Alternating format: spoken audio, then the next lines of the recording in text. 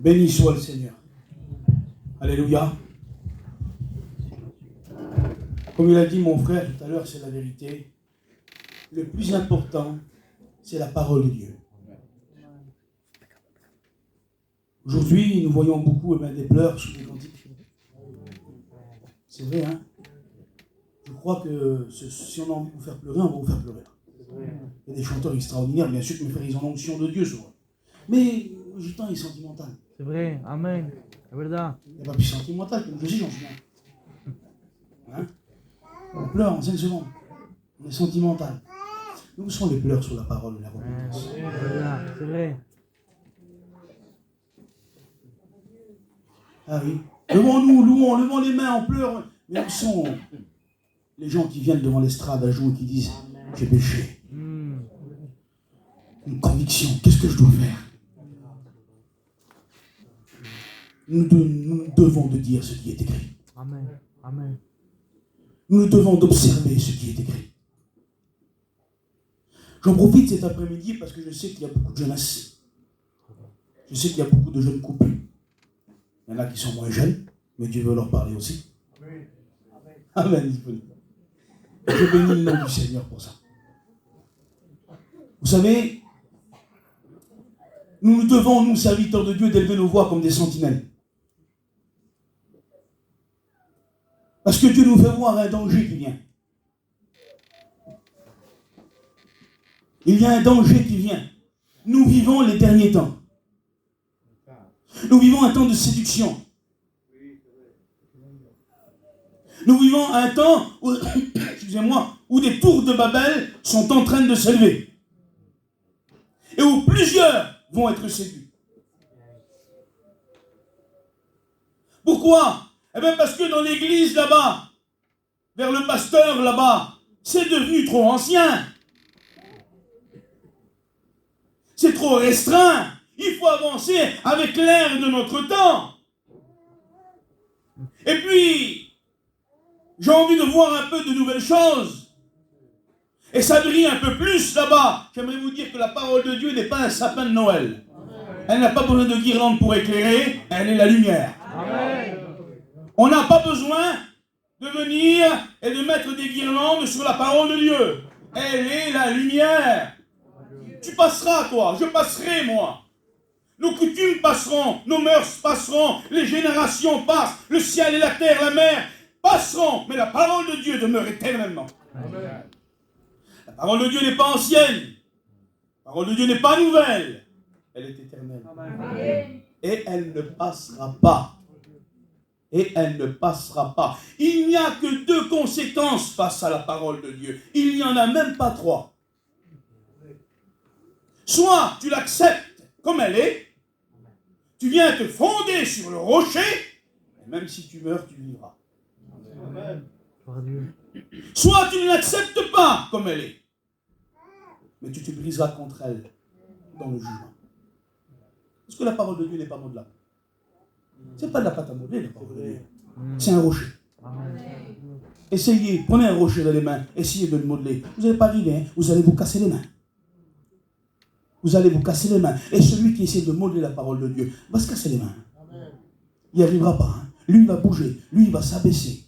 Lui, il va se briser. Mais la parole de Dieu, elle ne bougera pas. La connaissance augmente, certes.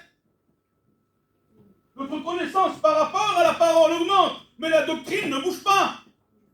La parole de Dieu est invariable, immuable, éternelle. Elle est parfaite. Elle sort du cœur de Dieu.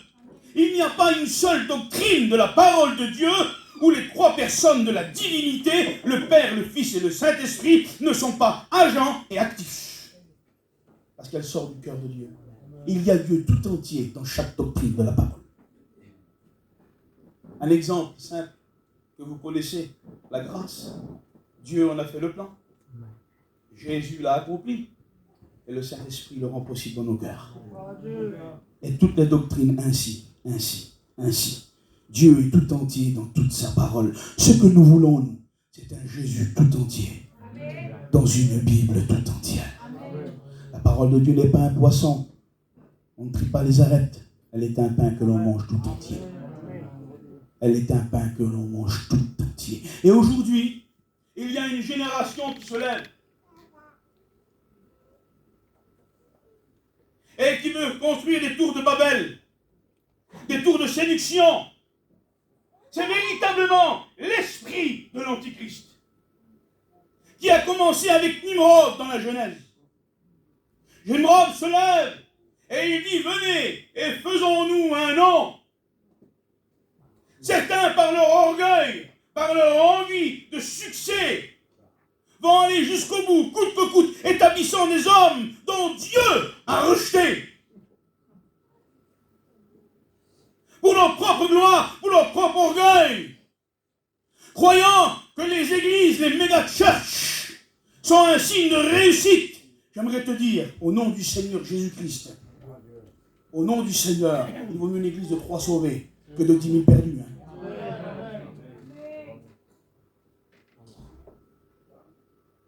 Il nous faut dire la vérité. Amen. Vous savez, quand l'apôtre Paul dénonçait les faux docteurs, il citait leur nom. Seigneur. Nous, aujourd'hui, on n'ose pas. Mais l'apôtre Paul, il dit, lui là-bas, fausse doctrine, il s'appelle comme ça. Lui là-bas, des règlements, il s'appelle comme ça. On n'a pas le droit de laisser promener des loups dans le rang. Mes frères, savez-vous mon ensemble, mes frères, ça veut dire. Hein, c'est le Seigneur qui nous parle. On est des bergers, nous. Et les brebis, ils ont les regards.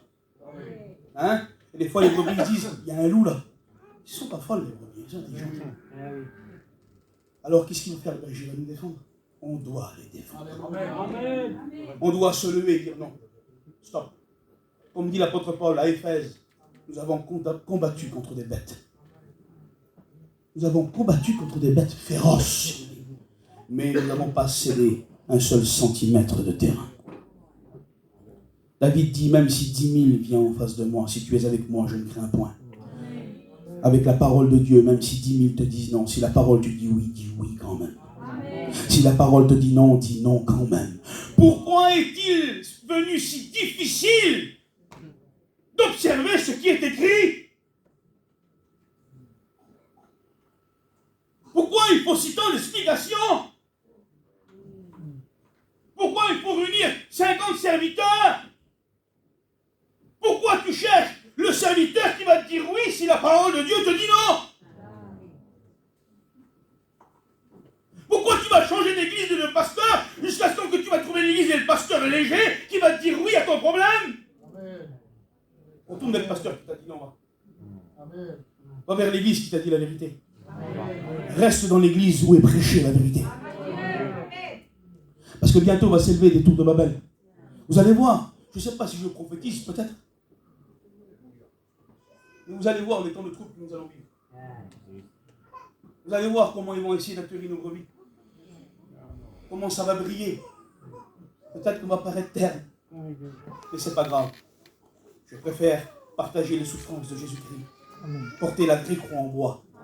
Là où il y a le sang, les larmes et la sueur de sa souffrance, qu'une croix en plastique du monde et de la religion qui mène en enfer. Parce qu'il n'y a que la croix en bois qui mène au ciel. La croix qui pèse sur l'épaule. La croix où il y a le sang, où il y a les larmes et la sueur de Jésus-Christ. La vraie croix, le vrai évangile. Parce que le faux évangile nous apportera ce qu'il y a sur la terre.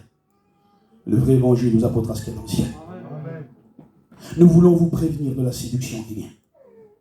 Nous voulons vous prévenir de la séduction qui vient.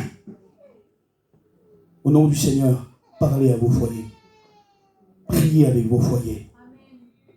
Restez dans la communion. Vous serez sur une haute tour et vous verrez le séducteur arriver de loin. Ne soyez pas séduits par ce qui est nouveau. Ne soyez pas la proie de quelques-uns qui, par leur philosophie, vont faire de vous une bête de pâture pour leur propre gloire, pour leur propre ventre. Soyez vigilants. Amen. Veillez. Amen. Et priez. Amen. Afin de ne point tomber en tentation. Seigneur, soyez bénis si vous êtes des arriérés du Seigneur. Que Dieu vous bénisse. Que Dieu vous bénisse. J'ai souvent l'habitude de dire ça parce que c'est une grande vérité, vous savez. Avant nos vieux, ils avaient une seule signature. C'est une croix. On rappelle des vieux de chez nous, ils ne savaient pas signer s'il n'y avait pas écrit, c'était les vieux. Alors quand on leur demandait de signer, ils faisaient quoi? Ils faisaient une croix. Ils ne savaient pas faire autre chose. Aujourd'hui, on est des calligraphes. On signe tellement bien. Il ne serait pas au bon de revenir en arrière un petit peu signer la croix. Les vieux, ils ne savaient pas lire. Ils ne connaissaient pas. Ils respectaient tout. Respectaient tout. Aujourd'hui, on sait tout. On connaît tout. On ne respecte rien. Ils aimaient le Seigneur. S'il était écrit, c'était important. La Bible, c'était la Bible. La parole de Dieu, c'était la parole de Dieu. D'où résulte leur onction. Hier, on parlait des vieux avec folie. On parlait des anciens. On citait ce texte de Proverbe qui dit « Le souvenir du juste est une bénédiction. » Le souvenir du juste est une bénédiction. On se souvient de leur onction. On se souvient de leur exemple. On se souvient de leur respect de la parole de Dieu. Amen. La Bible nous dit « Ne dépassez point les bornes anciennes qui ont été posées par les anciens. » Ils ont souffert. Ils ont connu la faim. Ils ont connu la soif. Ils ont été méprisés. Ils nous ont posé la table. Ils ont mis les plats, ils ont mis les verres. On a juste à s'assire, nous, et rester en place. Bougez pas. Allez, restons comme ça, le Seigneur revient, tout est en place. Il y en a qui veulent venir et foutre un coup de pied dans la table. Il faut les empêcher. Il faut dire non, tu touches pas. Tu touches pas. On a reçu cet enseignement qui est vrai. Qui découle de nos anciens, qu'ils ont reçu des apôtres, que les apôtres ont reçu du Seigneur, et qui vient jusqu'à nous par la puissance du Saint-Esprit, et qui nous est révélé dans nos cœurs. Et nous, on ne veut pas y bouger, on ne veut pas y bouger. On ne veut pas. Béni soit le Seigneur, et Dieu veut nous prévenir.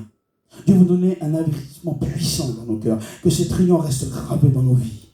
Parce que quand viendra les jours, elle sera notre force, cette parole. Elle sera notre force. Dieu cherche des Daniel. Dieu cherche des jeunes Daniel, des jeunes foyers, qui ne veulent pas manger à la table de Nebuchadnezzar, qui refusent de manger l'idolâtrie, de goûter à l'idolâtrie, de goûter au monde, à la lumière du monde. S'élèvent aujourd'hui les églises où on éteint un peu la lumière. Le Seigneur d'amour. Et pourquoi alors? C'est la force de la lumière dans la réunion qui va nous bénir.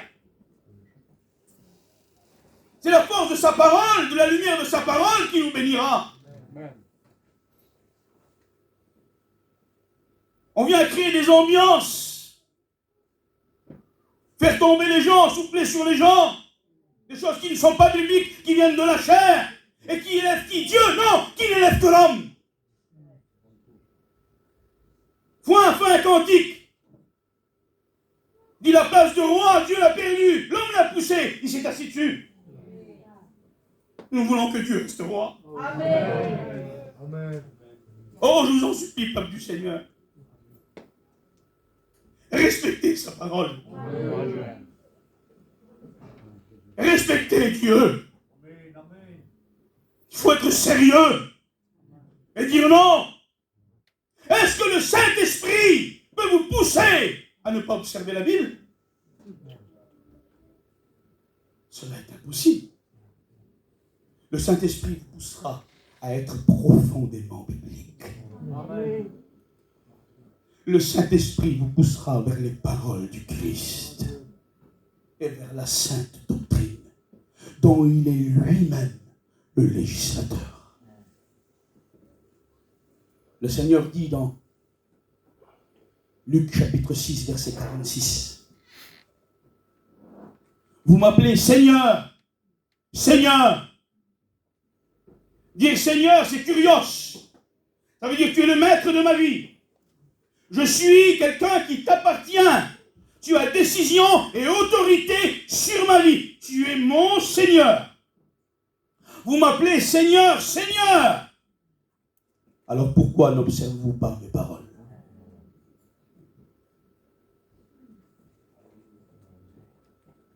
Le Seigneur dit, je vous montrerai un homme qui bâtit sa vie sur ma parole. À quoi il est semblable? C'est un homme qui a bâti sur le roc. Alors les vents sont venus. La pluie s'est abattue contre cette maison, mais elle est restée ferme. Elle n'a point bougé. Alors une vie qui est fondée sur la parole, une vie qui reste dans le cadre de la parole, Ce qui est écrit est écrit. Ce qui n'est pas écrit n'est pas écrit. Mais qui base sa vie sur la parole du Christ, alors il y a des vents qui viennent. Il y a la pluie. Des fois, il y a peut-être un meuble qui bouge. Il y a un carreau qui se casse. Mais la maison, elle ne s'écroule pas.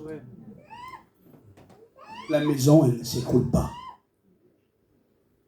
Il y en a qui veulent bâtir des églises et ne pas bâtir sur le roc. Une vie, un foyer, un ministère qui n'est pas bâti sur le roc, qui est bâti sur le sable, sur de la philosophie, sur une déontologie évangélique. Et ça ne tient pas. Ça ne tient pas. Si nous voulons que notre Église demeure, si nous voulons que notre vie perdure, si nous voulons que notre foyer demeure, alors il faut bâtir sur le roc. Une maison sans un bon fondement, elle peut être belle comme elle veut, vous ne l'achèterez pas. Si sur le cadastre, il y a écrit que les fondements ne sont pas bons, qu'ils s'écroulent, même si la maison est très belle, même si elle a la plus belle des toitures et la plus belle des cuisines, vous allez l'acheter où? Vous ne l'achèterez pas. Pourquoi? Vous savez que ça ne durerait pas. Et des fois, ça brille. Ah, ça brille, c'est beau à l'intérieur, c'est beau de l'extérieur, mais il n'y a pas de fondement. Il n'y a pas de fondement. Et peut-être qu'il y a des petites églises, des fois, mais aucun ne sait chanter. Ils ne savent pas parler, personne ne sait parler. Le pasteur, il n'est pas trop éloquent. Ça ne brille pas, hein. Mais il y a un fondement. Il y a le roc. Il y a la parole de Dieu. Et c'est ça qui compte. Et cette maison-là, elle dure. C'est ce que nous voulons. C'est bâtir notre vie sur le roc. Nous devons nous armer. Nous devons nous armer de la parole de Dieu. Amen. Béni soit le Seigneur. Amen. Nous devons prendre l'exemple sur notre Seigneur Jésus-Christ. Matthieu chapitre 4, verset 10, il va dire à Satan, il est écrit. Béni soit le Seigneur. Oh, que cette parole soit dans vos bouches. Imaginez si dans toutes nos situations, si dans toutes les facettes de notre vie, nous restons profondément bibliques. Alors je vous promets qu'on va vivre dans la paix. Et qu'on va s'éviter bien des problèmes, bien des détours et bien des déboires. Restons bibliques. C'est ce que nous voulons. Nous voulons tenir nos églises et nos chrétiens profondément bibliques. C'est à ça que le Saint-Esprit nous pousse. Jésus dit à Satan, il est écrit. Et c'est notre force. Nous devons nous armer de cela. Alors, quand ces tours de Babel s'élèveront, quand on viendra te séduire pour te dire, ça fait trop longtemps que tu attends, viens chez nous, ça ira plus vite, tu diras toi, il est écrit. Il est écrit.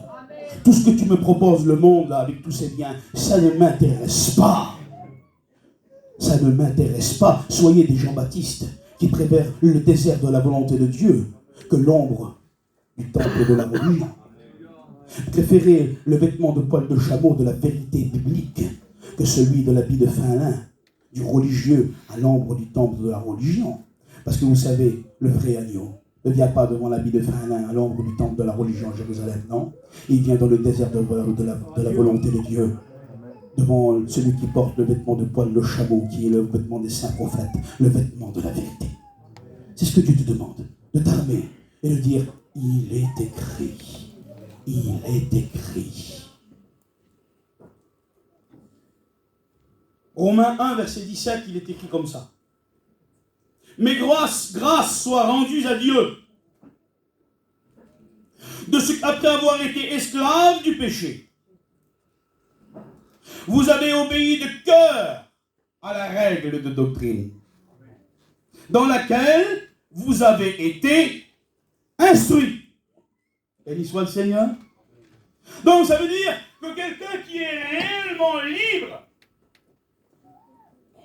quelqu'un qui est libre de la chair, qui est né de nouveau, qui fait un seul esprit avec le Seigneur et qui est participant à la nature divine, pour lui, ce n'est pas difficile d'observer ce qui est écrit. Quelqu'un pour qui ça rechigne un peu, ça grince, d'observer ce qui est écrit. Et qui va chercher, jusqu'à temps qu'il tombe sur le léger qui légitime sa cause, qui n'est pas bonne. C'est quelqu'un qui est encore esclave. Il a besoin d'être libéré, celui-là. Il a besoin de liberté. Il est encore esclave, quelque part dans sa vie. Il y a encore une chaîne. Parce qu'autrement, il observe ce qui est écrit. Parce qu'il est libre de la chair, libre de l'orgueil, libre de son entendement, libre de soi-même.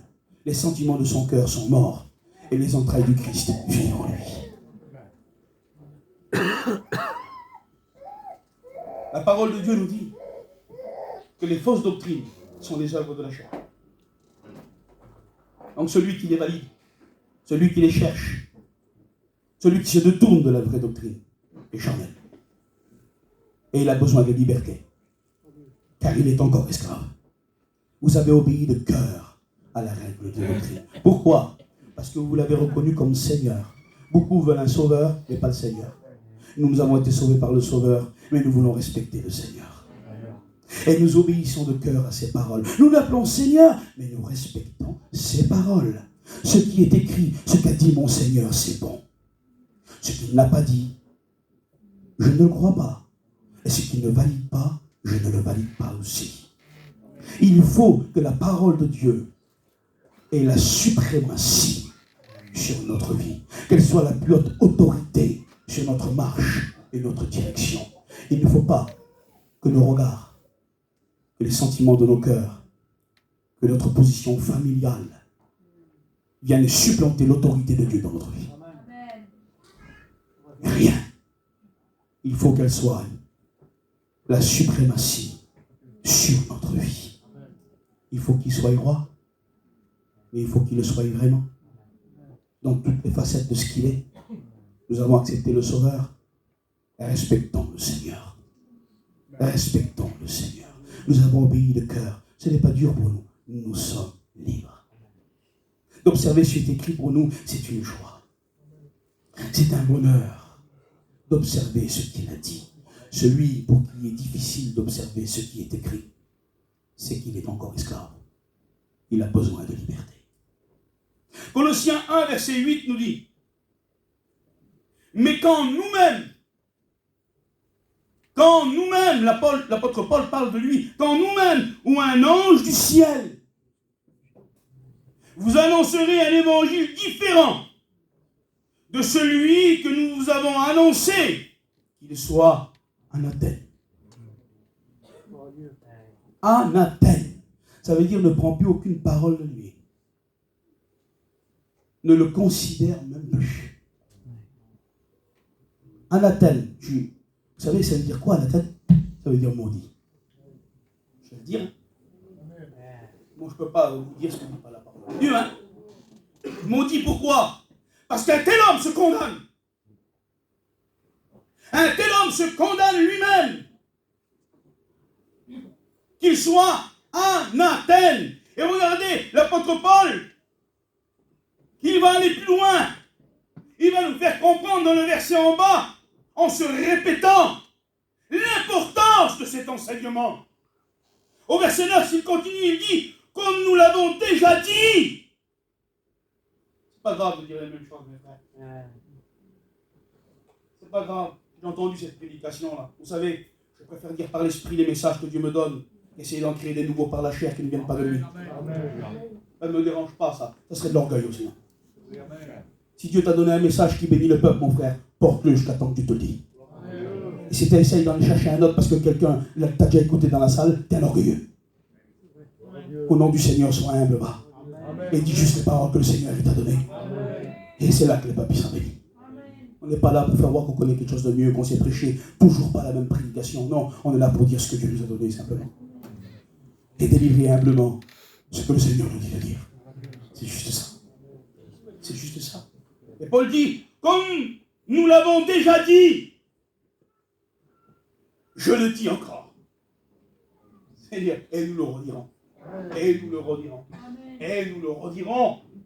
Restez bibliques. Restez profondément bibliques. Attachez-vous à la parole. Vous voulez que vos foyers soient bénis? Il y a un seul secret. Soyez attachés à la parole. Que la parole soit l'équilibre de votre foyer et votre foyer sera béni. Vous voulez que votre vie soit bénie? Soyez biblique. Attachez-vous à la parole de Dieu. Et votre vie sera bénie. Parce que Dieu honore. C'est qui ça? Celui qui l'honore. Dieu honore celui qui l'honore. Comme nous l'avons déjà dit, je le dis encore, maintenant, si quelqu'un vous annonce un évangile différent de celui que vous avez reçu, qu'il soit anathème, il soit maudit. N'écoutez plus cet homme, il se condamne lui. Un ange, quel exemple? Un ange du ciel, ça brille un ange. C'est beau un ange, ça tire au-delà. Imaginez-vous si un ange descend ici. J'en suis sûr que vous ne me regarderez plus. Hein. Vous avez tous les regards qui sont sur moi. Vous allez regarder à lui. Parce qu'il brille plus que moi, un peu plus que nous. Un ange, c'est extraordinaire en beauté, ça brille. Et c'est ce que veut dire Paul. Il y a des églises qui brillent tellement. C'est l'un des, on dit ça vient de l'Amérique, des méga church. Avec des murs à plus en finir. Avec des salles dedans à plus en finir. Avec des personnes de l'intérieur à ne plus en finir. Et qui prennent la Sainte-Seine comme ils le veulent. Des pasteurs avec des mariages illégaux de mon Dieu. Est-ce respecter Dieu, cela? Petit troupeau, prenez garde, faux docteur. Prenez garde à ce qui brille. Tout ce qui brille n'est pas forcément la vérité. Allez dans la maison du pleur. Allez dans la maison où il y a la supplication. Et partagez le jardin de Gethsémane avec le maître et le poids des âmes qui meurent. Partagez plutôt les souffrances de Jésus-Christ qui sera votre plus grande gloire. Portez la croix, refusez le monde, car celui qui aime le monde et ce qui est dans le monde, l'amour du Père n'est pas en lui. Vous devez être biblique et respecter sa parole. Il va s'élever des églises qui vont briller, vous allez voir. Ça va briller. Ça va faire passer les serviteurs à tour de bras. Tu veux servir Dieu, tu veux une église, on va te la donner.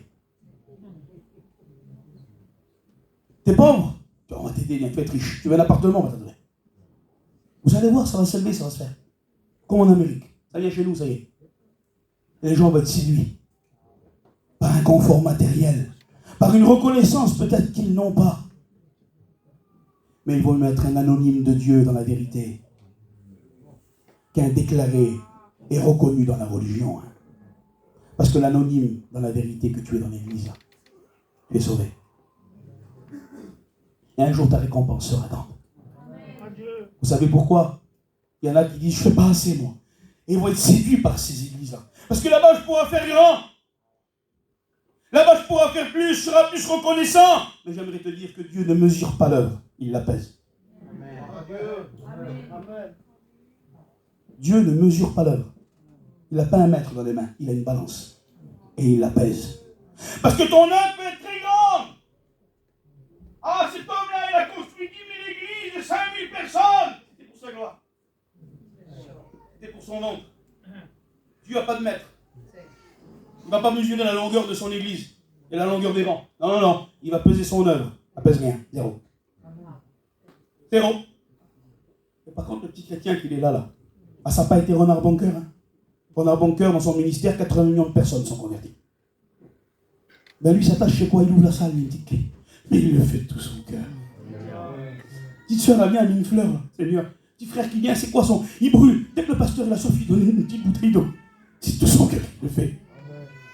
Ben, j'aimerais vous dire que devant le Seigneur, Renard Boncoeur, s'il a mis son cœur dedans, les 80 millions de personnes, ou le petit frère qui a mis son cœur pour donner cette bouteille d'eau, eh bien Dieu pèse l'œuvre. Et si tu l'as fait avec ton cœur, pour lui c'est pareil.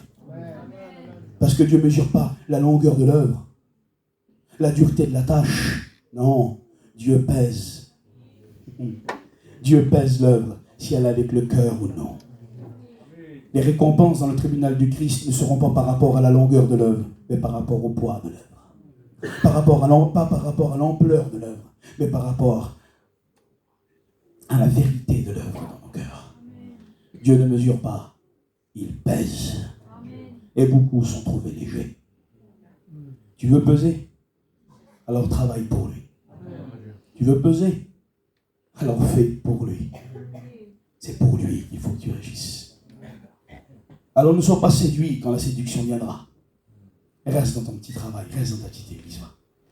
Reste avec tes pasteurs qui te disent la vérité. Va.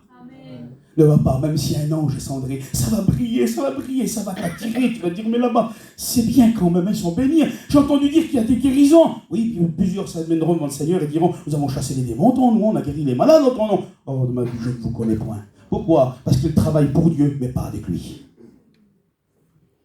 Pas avec lui. Nous voulons travailler avec Dieu. Et il y a un seul moyen, c'est respecter sa parole. Respecter sa parole.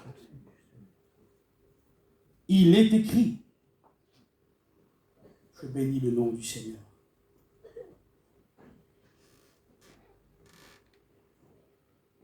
Comme on l'a dit, la parole n'est pas modelable. Elle n'est pas modelable. On ne peut pas avancer. On ne peut pas reculer les bornes de la parole. Ce n'est pas à nous de le faire et personne ne pourra le faire. Il est écrit dans 2 Jean 1, verset 9, quiconque va plus loin et ne demeure pas dans la doctrine. Quiconque va plus loin et ne demeure pas dans la doctrine. Il y en a qui veulent aller plus loin que l'amour du Seigneur. Et valider ce que Dieu ne valide pas. Honorer ce que Dieu n'honore pas. Dire oui à ce que Dieu dit non. Accepter ce que Dieu refuse. Ils veulent aller plus loin. C'est un esprit satanique qui veut amener l'Église dans un sentimentalisme de la chair. Alors que Dieu veut dire la vérité aux hommes afin qu'ils soient sauvés. Amen. C'est pas grave, mon frère, si tu t'es marié 5 fois, tu vas prêcher. Non, ça, dans l'église de Dieu, il n'y a plus d'ordre. Comment ça, t'as le droit de te marier avec qui tu veux, comme tu veux, toi. Mais c'est pas comme ça, hein. La parole de Dieu, il y a de l'ordre. Et on ne fait pas ce qu'on veut. Amen. Et vous pourrez nous couper la tête, on criera comme Jean-Baptiste Hérode. Il ne t'est pas permis de prendre la femme de ton frère. Amen. C'est pas grave de perdre la face, c'est pas grave de perdre la tête. Même taper chez vous là après. Je vais tellement dénoncer fort le péché, vous allez maillir ou haïr le péché, mais un des deux. Et l'homme de Dieu bénit ça. Amen. Amen. C'est comme ça qu'il faut faire. Amen. Il faut tellement dénoncer le péché fort, vous allez maillir à moi ou le péché, mais un des deux. Mais il faut le dénoncer. Amen. Il faut le dénoncer. Ah oui, aujourd'hui c'est comme ça. Il y en a qui veulent aller plus loin, accepter ce que Dieu n'accepte pas. Quiconque va plus loin et ne demeure pas dans cette doctrine de Christ n'a point Dieu. Celui qui demeure dans cette doctrine a le Père et le Fils. Amen. Comme je vous l'ai dit au début, pourquoi? Parce que celui qui respecte la parole, celui qui demeure dans la parole, toute la divinité demeure en lui. Parce que dans chaque doctrine, il y a le Père, le Fils et le Saint-Esprit qui sont agents et actifs. Je bénis le nom du Seigneur. Qu'est-ce que la doctrine? C'est quoi? Pour simplifier, pour comprendre vite, parce que le temps passe vite. Et j'aimerais qu'on prie le Seigneur. Un peu. J'aimerais qu'on prie le Seigneur, qu'il y ait des réponses au Seigneur. Qu'est-ce que la doctrine? C'est les limites, les bornes données par la parole. Il ne faut pas aller plus loin. Tu ne peux pas te franchir. Vous avez déjà vu un match de football? Tout le monde sait, c'est quoi, les frères?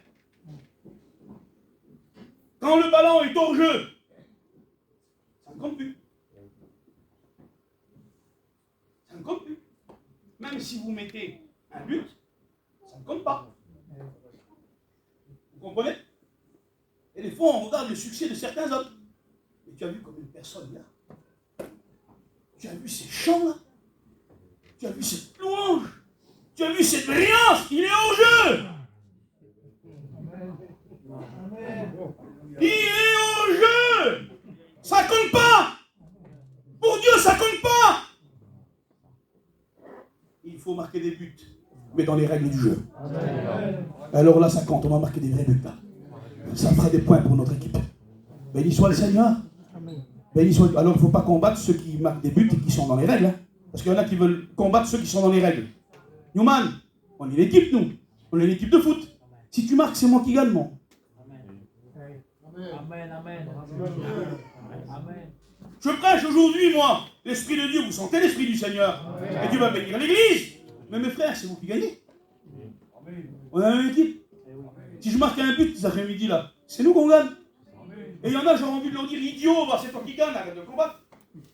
Excusez-moi du terme, excusez-moi, c'est mon cœur qui parle, Et là, ici, je voudrais leur dire, mais pourquoi il s'y va? Le gars là, il joue dans les règles de l'art. Il est en train de sauver des âmes. Il est en train de dire, ouais, mais l'église est trop proche de moi, tu comprends, mais ils sauvent des âmes. Le plus important, c'est pas que les âmes soient sauvées. Le plus important, c'est quoi? C'est que les gens sont sous ta botte ou qu'ils viennent au ciel. Un frère combat dans les règles et qui marque des buts. Applaudissons là. Faisons-lui la passe, va. Lui là, qui est l'attaquant. Fais-lui la passe, vite, passe le ballon. Hein. Fais marquer des buts. En plus, c'est toi qui gagne à la fin. Seigneur, quel bonheur. Si on réfléchit comme ça, on va vivre dans la paix. Non, mais aujourd'hui, beaucoup, eh bien, ils font des passes à ceux qui sont en jeu. Mais à quoi sert que tu fais la passe à lui là-bas là? À quoi sert que tu vas le vanter en cachette? À quoi sert que tu vas un peu dans son sens, que tu ne dis pas la vérité quand tu le vois? Tous les passes que tu fais, c'est hors jeu, ça compte pas. Et devant Dieu, c'est pas bon. Fais des passes plutôt à celui qui est dans les règles là. Fais plutôt des passes à lui là. Respectons le Seigneur. Respectons les règles du Seigneur. C'est quoi la doctrine? C'est les bornes et les limites que Dieu nous a tracées. On n'a pas le droit de les dépasser. Si tu les dépasses, t'es hors jeu. Tout ce que tu fais, ça compte plus. Et ta vie n'est plus légale. C'est pas compliqué ça, non? Tout le monde peut comprendre? Et soit le Seigneur, il faut que vous l'observez. Il faut le faire. Il faut le faire pour se bénir. Parce que si vous restez dans le respect de la parole, Dieu vous honorera. Dieu vous honorera. Eh oui. Il y a des enchanteurs aujourd'hui. Eh oui, c'est vrai. Des magiciens. Je n'arrive pas à comprendre. Ils ont des potions magiques. Ils ont je ne sais pas comment ils font pour ensorceler les chrétiens, les églises, les gens qu'on croyait solides, fondés. Ils les attirent vers eux. Et puis ils sont séduits. C'est des enchanteurs. Il y a des enchanteurs qui se lèvent, qui séduisent les gens. Au nom du Seigneur, devant l'enchantement, nous devons rester dans l'esprit du Seigneur. Amen. Et qu'elle soit dévoilée, qu'elle soit brisée. Et rester profondément biblique. Dieu demande de construire une arche à Noé. Vous connaissez cette histoire? Genèse 6. On la connaît. Même les petits enfants, on la sait. Il dit Noé, tu vas faire une arche. Mais Dieu, il ne dit pas simplement que tu vas faire une arche, tu feras comme tu veux, tu feras comme tu peux, Noé. Oh non. Dieu donne les dimensions. Attention. Et là, vous savez où ils sont écrits les dimensions? Elle est là, la dimension. Amen. Elle est là, la dimension. Si tu construis en dehors de cette dimension-là, si tu construis plus loin, ou alors si tu ne construis pas assez loin, eh bien tu es hors jeu. Et devant Dieu, ça ne compte pas. Et devant Dieu, ça ne compte pas. Et il y a des enchanteurs qui viennent et qui voudraient nous faire croire qu'une barque suffit, alors que Dieu nous a demandé de construire une arche. Ah, t'as pas besoin d'aller si loin, tu sais, pas besoin de respecter ça, c'était pas pour ton temps ça. Maintenant on a avancé, il faut avancer avec notre temps, tu comprends? Oui, mais la Bible me dit qu'une femme ne veut pas prêcher. Ah, mais c'est fini ça, c'est fini, une femme peut prêcher maintenant. Oui, mais tu comprends, la Bible dit que son mariage, lui là-bas, il n'est pas en égalité. Oui, mais tu comprends, il faut l'amour, il faut la compréhension. Il te demande de construire une barque. Mais dans une barque, tu as monté quoi? Une chèvre et un mouton. Alors que Dieu t'a demandé de construire une arche. Parce qu'il veut faire venir vers toi le règne animal. Amen. Si tu ne construis pas dans les dimensions que Dieu te demande, si tu ne construis pas selon les bornes de la parole, Dieu ne pourra pas faire entrer en toi toute la puissance et toutes les bénédictions qu'il a prévues. préparé. Et ces enchanteurs veulent te faire croire qu'une petite barque suffit à tout contenir. Pas besoin de respecter ça, pas besoin d'observer ça. Ça, c'est pas grave. Ça, on passe, ça, on ferme, ça, on arrache, ça, on efface. Et à la fin, tu te trouves avec une petite barque. Il y a une chèvre et un mouton. Alors que Dieu a préparé pour toi le règne animal. Tellement de bénédictions à rentrer dans l'arche. Tellement de diversité. Tellement de puissance. Non, construis l'arche là. Construis selon les dimensions, même si c'est dur. Amen. Même s'il faut travailler le bois. Même s'il faut porter la croix. Même si ça fait des échardes. C'est pas grave. Fais-le quand même. Parce que Dieu a des grandes choses pour toi. Ne sois pas séduit par ces enchanteurs comme ils viendront. Refuse-les. Dis-leur, garde ta barque. Moi, je construis l'arche. Amen. Parce que je veux toute la puissance de Dieu. Amen.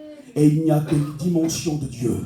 Il n'y a que dans les bornes que Dieu nous donne qu'il y a assez de place pour toute sa puissance et ses promesses. Dans une barque charnelle, il n'y en a pas assez. Ne nous laissons pas séduire. Ne nous laissons. Il y avait plein de choses à dire, Seigneur Jésus. On n'a vu qu'une page. Mais bon, à quoi ça sert de parler plus? Je crois que le Seigneur nous a parlé. Béni soit Dieu. Je crois que le Seigneur nous ça suffit. En vérité, je crois que... Mais je continuerai ce message quand même dans ces 3 jours. Nous allons parler ce soir, nous allons parler demain matin. Parce que Dieu veut élever sa voix. Parce qu'il aime son Église ici. Et il veut que vous soyez forts, il veut vous prévenir, vous êtes sceptiques. Alors, vous êtes d'accord qu'on laisse le dernier mot à la parole? On lit la Bible et on prie. Apocalypse. Chapitre 22, verset 19. Ainsi parle l'Éternel. Vous voulez qu'on se lève ensemble devant la parole? Est-ce que la parole est importante pour vous? On se lève ensemble, frères et sœurs. Excusez-moi pour les plus anciens. C'est la parole. Mon frère, excuse-moi. Plus que toi. Plus que moi. Plus que nous, la parole. Notre cœur il brûle pour la parole. Nous devons être des hommes bibliques, des femmes bibliques. Et refuser la séduction. Certains voudraient nous faire construire des barques. Mais Dieu nous a demandé de construire une arche. De respecter la dimension et les bornes de la doctrine. Apocalypse chapitre 19, chapitre 22, verset 19.